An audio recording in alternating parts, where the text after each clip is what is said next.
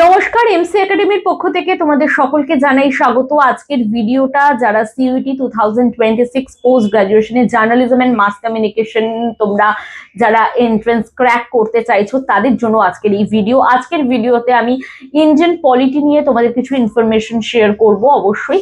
তার আগে বলে রাখি, আজকের ভিডিওটা যদি তোমাদের ভালো লাগে অবশ্যই তোমরা লাইক করো, কমেন্ট করো, শেয়ার করো এবং journalism and mass communication related অনেক ভিডিও পেতে আমাদের এই চ্যানেলটা তোমরা অবশ্যই সাবস্ক্রাইব করো এবং পাশে থাকা বেল আইকনটা অবশ্যই ক্লিক করো। প্রথম প্রশ্ন, ম্যাম আমরা ইন্ডিয়ান পলিটিতে ঠিক কি কি বিষয় পড়ব?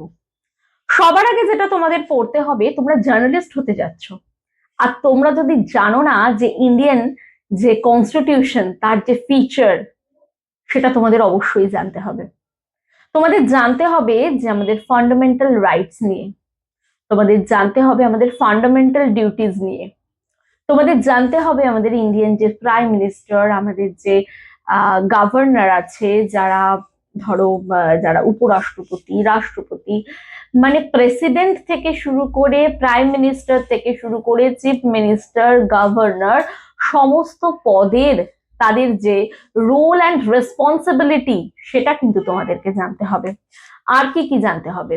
জানতে হবে ইলেকশন কমিশন নিয়ে, মানে গভর্নমেন্টাল যে বডিগুলো আছে, নন গভর্নমেন্টাল যে বডিগুলো আছে সেটা জানতে হবে। 5 ইয়ার প্ল্যান জানতে হবে। জানতে হবে 5 ইয়ার প্ল্যান চেঞ্জ হয়ে যে এখন নীতি আয়োগ হয়েছে সেটা জানতে হবে। সেখানে যে চেয়ারম্যান কে, না নরেন্দ্র মোদী, মানে যে প্রধানমন্ত্রী, সে অলওয়েজ সেই পজিশনটা হোল্ড করে, সেটা জানতে হবে। লোকসভা, রাজ্যসভা রিলেটেড ইনফরমেশন তোমাদেরকে জানতে হবে। কটা কক্ষ, কি বৃত্তান্ত, ডিটেলে জানতে হবে এবং সেই নিয়ে তোমাদের এমসিকিউ কিন্তু সলভ করতে হবে। অবশ্যই বলবো যারা এন্ট্রান্স ক্র্যাক করতে যাচ্ছ, প্রথমে ইন্ডিয়ান পলিটিটা ভালো করে পড়ে নাও, তারপরে তোমরা এমসিকিউটা সলভ করো, ঝটপট পড়ো। আর আজকে আমি যেই এমসিকিউ গুলো তোমাদেরকে দেবো সেই এমসিকিউ সবটা দেওয়া অবশ্যই ছোট ভিডিওর মধ্যে সম্ভব না, আমি যতটা পারবো তোমাদেরকে দেবো, তোমরা আশা করি বুঝে যাবে, সেই অনুযায়ী তোমরা পড়াশোনা করো। আর যারা নিজেরা পড়াশোনা করতে পারছো না, ভাবছো কারোর হেল্প লাগবে, এমসি একাডেমি তোমাদের সঙ্গে আছে। তোমরা অবশ্যই এমসি একাডেমির সঙ্গে যোগাযোগ করো, নিচে দেওয়া যে নাম্বার আছে সেখানে তোমরা ফোন করো, আমাদেরকে হোয়াটসঅ্যাপ করতে পারো। এখানে কিন্তু জার্নালিজম, মাস কমিউনিকেশন যারা পোস্ট গ্রাজুয়েশনে সিইউটি দিতে চাইছো তাদের কিন্তু আমাদের এখানে প্রিপারেশন নেওয়ানো হয়। তো বলে রাখি যে এই আজকে যে এমসিকিউ গুলো দিচ্ছি সেগুলো অবশ্যই ইম্পর্টেন্ট, কিন্তু বিভিন্ন এমসিকিউ আমাদের এখানে কিন্তু মক টেস্ট সলভ হয়, সব রকমের হেল্প কিন্তু তোমরা পাবে। তোমরা যারা পড়তে চাইছো অবশ্যই আমাদের সঙ্গে যোগাযোগ করো, আশা করি তোমরা লাভবান হবে। তাহলে চলো এক এক করে দেখে নি যে কোন কোন এমসিকিউ গুলো তোমরা পড়বে বা কোন কোন ইম্পর্টেন্ট প্রশ্ন তোমাদের সামনে যে এক্সাম আসছে সেখানে কিন্তু আসতে পারে। তাহলে চলো এক এক করে দেখিনি যে কোন কোন এমসিকিউ গুলো আমরা পড়বো। প্রথম যে এমসিকিউটা তোমরা পড়বে, প্রথম যে Which প্রশ্নটা, part of the Constitution deals with fundamental rights? Option A part 2, part 3, part 4, part 5, কিন্তু যেটা তোমাদের সঠিক উত্তর সেটা হলো অপশন বি, মানে which part of the Constitution deals with fundamental rights? The right answer is part 3. Okay, so next যে কোয়েশ্চেনটা তোমরা আরও মনোযোগ সহকারে পড়বে সেটা হচ্ছে who is known as the father of Indian constitution? Option A Jawaharlal Nehru, B BN Rao, C doctor BR Ambedkar, D Rajendra Prasad. Right answer is option C, Dr. BR Ambedkar. We all know that. Next question is the concept of the directive principles of state policy, DPSP, was borrowed from which country? Option, right answer is option B, Ireland. তোমরা দেখে নিয়েছো অপশনগুলো কি কি আছে, এরকমই তোমাদের 4টে করে অপশন দেওয়া হবে, সেখান থেকে তোমাদের চুজ করতে হবে কোনটা। আচ্ছা, তারপরের যে প্রশ্ন আছে, which article deals with right to equality? The right answer is option A. অপশনে আছে এ, মানে হচ্ছে 12 থেকে 17। তো 12 থেকে 17 আর্টিকেল হচ্ছে আমাদের রাইট টু ইকুয়ালিটি। এরকম অন্যটাও দিতে পারে, রাইট টু ইকুয়ালিটি না, ফান্ডামেন্টাল রাইটসের বিভিন্ন পর্যায়ে আছে, সেখান থেকে তোমাদের আর্টিকেল বিভিন্ন থাকে, তার মধ্যে যে কোনো একটা দিতেই পারে। Next question is the president of India is elected by? Option A the people of India, B Lok Sabha MPs, C electoral college, D Rajya Sabha MPs. তো কী হবে, মানে the right answer is electoral college. Okay, the president of India is elected by electoral college. তো এটা মাথায় রাখতে হবে। আচ্ছা, তারপরের যে প্রশ্ন তোমাদের একইভাবে গুরুত্ব সহকারে পড়তে হবে সেটা হচ্ছে who appoints the chief election commissioner. তো আমরা সকলেই জানি অপশান সি হবে প্রেসিডেন্ট। এখানে prime minister, parliament, president, supreme court আছে। Right answer is option C, কারণ আমরা জানি যে প্রেসিডেন্ট হচ্ছে আমাদের ইন্ডিয়াতে সব থেকে মানে বেস্ট পজিশনটা হোল্ড করে। সো প্রেসিডেন্ট কি করে না, প্রেসিডেন্টই কিন্তু আমাদের ইলেকশন কমিশনার, সে কিন্তু নির্বাচন করে। Next important question is, which article is known as the heart and soul of the constitution? Option A, article 32, option B, article 21, option C, article 51, D, article 356. The right answer is option A. So which article is known as the heart and soul of the Indian constitution? তো সেটা হবে article 32.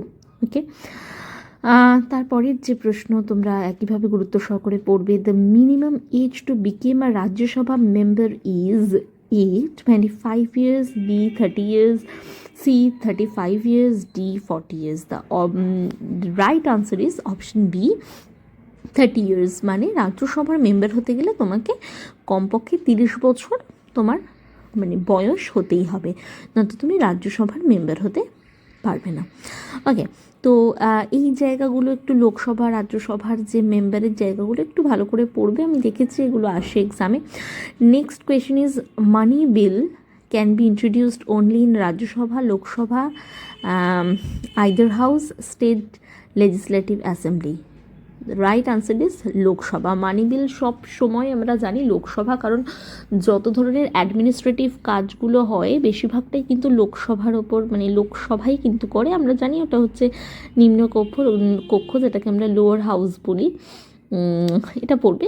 Next question is, which schedule contains the anti defection ল?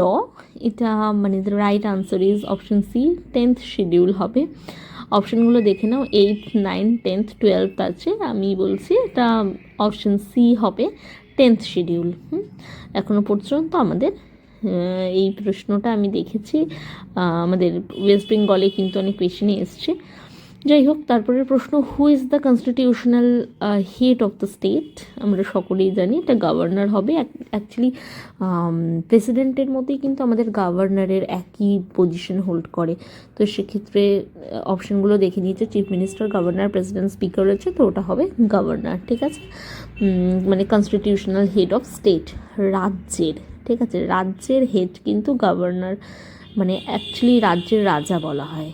হ্যাঁ, যদিও বা বেশিরভাগ কাজটা করে থাকে চিফ মিনিস্টার, সেটা আলাদা বিষয়, কিন্তু গভর্নর কিন্তু এই সিগনেচার করা বা কিছু এই সমস্ত দিক থেকে যদি তুমি দেখো ভালো করে, এই সমস্ত দিক থেকে কিন্তু উনি সবটা করে। তাই জন্য আমরা সবসময় গভর্নরকে এগিয়ে রাখি। যেরকম আমরা যদি আমরা দেশের ক্ষেত্রে দেখি, আমরা কিন্তু সেমভাবে কাকে এগিয়ে রাখি, প্রেসিডেন্টকে এগিয়ে রাখি, সেমই কাজ। যাই হোক, তার পরের প্রশ্ন, which of the following is not a fundamental right? Right to equality, right against exploitation, right to property, right to freedom. তো right answer is option C, right to property is a legal right now. আগে সেটা fundamental ছিল, কিন্তু যখন আমাদের জিনিসটা যখন সংশোধন হয়, মানে অ্যামেন্ডমেন্ট হয়, অ্যামেন্ডমেন্টের সময় ওটা চেঞ্জ হয়ে যায়। ঠিক আছে, তার মানে রাইট টু প্রপার্টি এখন legal right, not fundamental right. এগুলো কিন্তু খুব বেসিক জিনিস, নট অনলি যে সিইউটি ক্র্যাক করা, যে কোনো এন্ট্রেন্স, যে কোনো এক্সামের জন্য কিন্তু এই ধরনের বেসিক জিনিসগুলো কিন্তু আমাদেরকে জেনে রাখতে হবে। নয়তো আমরা যদি কোনো রকমের মানে এই ধরনের এক্সাম দিতে যাই যে কোনো ক্ষেত্রে, সেখানে কিন্তু আমরা পিছিয়ে যাব। তারপরের প্রশ্ন, the maximum strength of Lok Sabha is, যেটা আমরা দেখেছি যে এখানে অপশান আছে, কি হবে, অপশান সি হবে 552 as per article 81। Okay, the maximum strength of Lok Sabha, এটাই হচ্ছে ম্যাক্সিমাম, নট মিনিমাম। ওকে, তো তারপরের যে কোয়েশ্চেনটা তোমরা পড়বে, the supreme court of India was established in 1947, 1950, 1952, 1962. The right answer is 1950. The Supreme Court of India was established কবে? 1950. আমাদের কনস্টিটিউশন কিন্তু তৈরিও হয়েছে 1950. 1950 কিন্তু খুব ইম্পর্ট্যান্ট একটা সাল, এটা কিন্তু আমাদেরকে মাথায় রাখতে হবে। লাস্ট যে প্রশ্নটা ভীষণ মন দিয়ে তোমরা পড়বে, the finance commission is appointed every 3 year, 4 year, 5 year, 10 years. What is the right answer? The right answer is option C, 5 years. The Finance Commission is appointed every 5 year. মানে 5 বছর অন্তর অন্তর ফিনান্স কমিশনটা গঠিত হয়। কমিশন তো কোনো রকম এমন কিছু না যে যেটা একটা স্ট্যাটিউটরি বডি, এটা একটা তৈরি হয় কিছু সময়ের জন্য, তো সেটাই হয় 5 বছর। এটাকে এই প্রশ্নটাও কিন্তু ভালো করে পড়বে।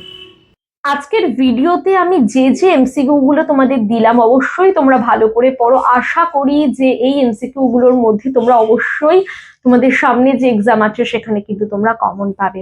আর যারা এমসি একাডেমিতে পড়তে চাইছো সামনের এন্ট্রান্সের জন্য, তারা কিন্তু দেরি না করে নিচে দেওয়া নম্বরে আমাদের সঙ্গে অবশ্যই যোগাযোগ করো। নমস্কার, আজকের ভিডিওটা এটুকুই।